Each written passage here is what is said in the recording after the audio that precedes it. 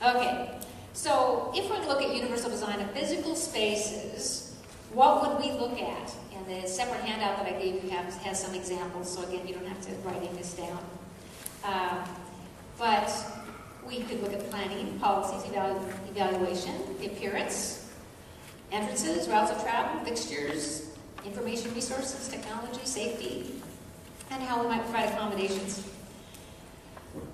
So, in the planning, policies, and evaluation, just a couple things to think about, including people with diverse characteristics in the planning. That's pretty easy when you think about it, but rarely done. So invite some students with disabilities or someone with multiple disabilities, by the way, maybe someone who's in a wheelchair, someone who's blind, someone who's deaf, and give you feedback, give you suggestions in your planning process.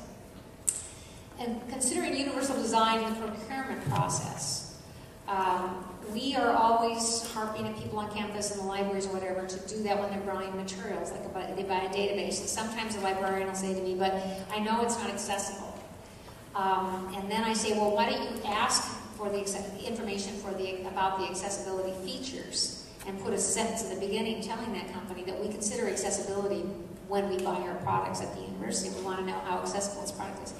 And sometimes they do that and sometimes they don't. But sometimes people hesitate to do that because they know that there isn't an accessible product and they really need that one database. I said, that doesn't matter.